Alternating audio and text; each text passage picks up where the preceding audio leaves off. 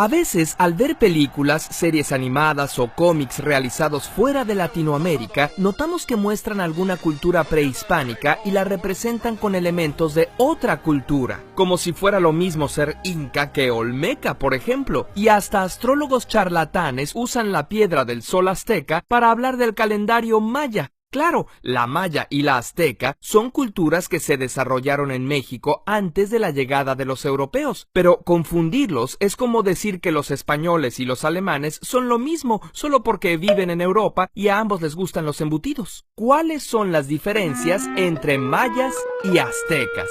Primero que nada, la ubicación. Mientras que los mayas se establecieron en lo que hoy es el sureste de México, Guatemala, Honduras y El Salvador, el imperio llamado azteca abarcó del Golfo al centro de México, desde luego con una zona de traslape entre ambas culturas. Además, cuando los aztecas llegaron a su mayor expansión por el año 1300, la civilización maya ya había pasado su periodo clásico 400 años antes. Las primeras ciudades mayas se fundaron por el año 750 a.C., al mismo tiempo que se fundaba Roma, y las últimas fueron abandonadas por el año 950 después de Cristo, cuando Europa estaba en plena Edad Media. Los aztecas, llamados más propiamente mexicas, fundaron su imperio en el siglo XIV, cuando los Médici se volvían de las casas más poderosas de Europa, y duró hasta 1521 con la llegada de los españoles. La lengua de los mayas está emparentada con las de Centro y Sudamérica. Entre sus dioses están Chac, el dios de la lluvia, y Cuculcán, la serpiente emplumada. Los mexicas, por su parte, provenían de las tribus del norte de México y sur de Estados Unidos.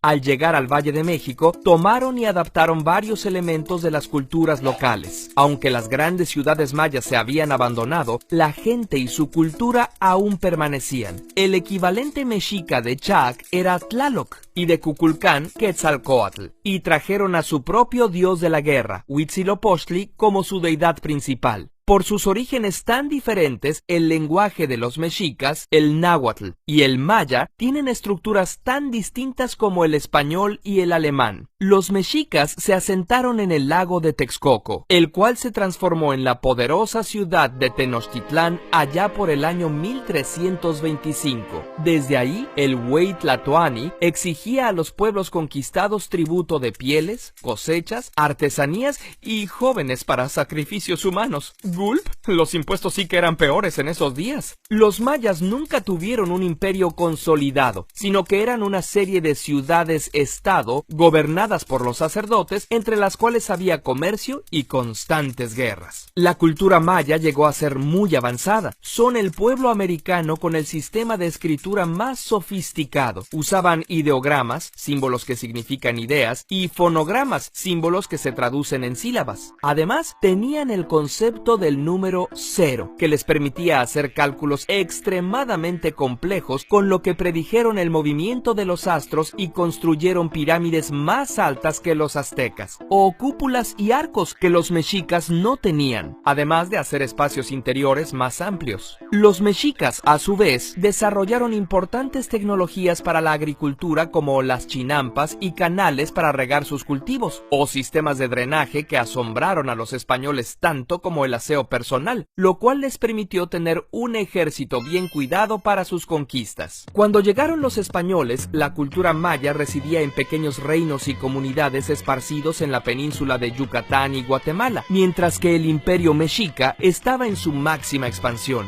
Con la ayuda de pueblos dominados por los mexicas y enfermedades que importaron, los europeos derrotaron al imperio azteca en pocos años, pero les tomó casi otros 100 conquistar a los pueblos mayas. Todavía en 1761, el maya Jacinto Canec lideró una rebelión indígena en Yucatán. De hecho, la herencia maya sigue viva en la actualidad. Los lacandones, zoques, tzotziles y tzeltales, entre muchos otros, aún hablan lengua maya y conservan sus tradiciones. En cuanto a los mexicas, tienen sus herederos en los pueblos nahuas que habitan el centro de México, y su lengua, el náhuatl, está presente en el español en cientos de palabras, como coyote, tomate y chocolate. Así que la próxima vez que veas una película que no distingue mayas y mexicas, recuerda, mexicas, pueblo guerrero que dominaba el centro de México cuando llegaron los españoles. Mayas, antigua civilización de Centroamérica con afinidad por las matemáticas y la astronomía. Ambos pueblos continúan vivos en su cultura